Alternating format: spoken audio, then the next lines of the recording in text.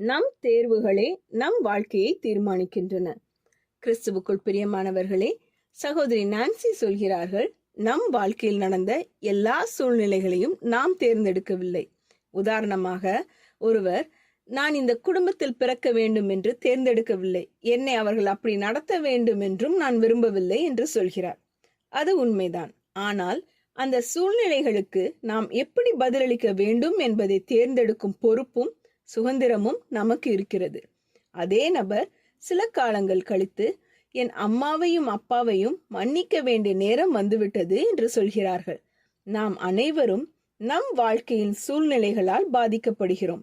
ஆனால் அவற்றின் அடிமைகளாக வாழ வேண்டிய அவசியமில்லை. நம் மகிழ்ச்சியும் நலனும் நமக்கு என்ன நடந்தது என்பதையே சார்ந்திருந்தால் நாம் எப்போதும் நம்மை பாதிக்கப்பட்டவர்களாகவே நினைத்துக் கொள்வோம். ஆனால் உண்மையில் நம் வாழ்க்கையின் முடிவு நமக்கு என்ன நடந்தது என்பதனால் அல்ல, அதற்கு நாம் எப்படி பதிலளிக்கிறோம் என்பதனால் தான் தீர்மானிக்கப்படுகிறது. ஒருவேளை மற்றவர்கள் உங்களுக்கு கொடுத்த காயங்களால் நீங்கள் இன்னும் கட்டுண்டிருப்பதாக உணரலாம். ஆனால் இன்று அவர்களுக்கு கிருபையுடனும் மன்னிப்புடனும் பதிலளிக்க தீர்மானிப்பதன் மூலம் தேவன் தரும் சுதந்திரத்தை நீங்கள் அனுபவிக்கலாம். ஜெபம் செய்வோம். எங்கள் அன்பின் பரமபிதாவே, எங்கள் வாழ்க்கையின் எல்லா சூழ்நிலைகளிலும் நீர் எங்களோடு இருப்பதற்காக உமக்கு நன்றி.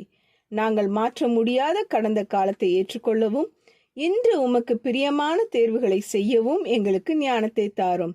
எங்களை புண்படுத்தியவர்களை கிருபையுடனும் மன்னிப்புடனும் நடத்த உதவி செய்யும். கடந்த கால காயங்கள் எங்கள் வாழ்க்கையை ஆளாமல் உமது அன்பும் சத்தியமும் எங்களை வழிநடத்தட்டும்.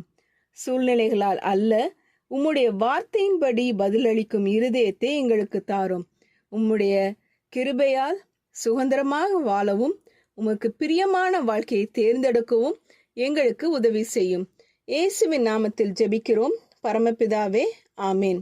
இந்த மெசேஜ் 4 டிசம்பர் 2024 நான்சி டிமோஸ் வோல்கமோத் அவர்களின் இயேசுவை தேடி என்ற புரோகிராமிலிருந்து எடுக்கப்பட்டது. கர்த்தர் உங்களை ஆசீர்வதிப்பாராக.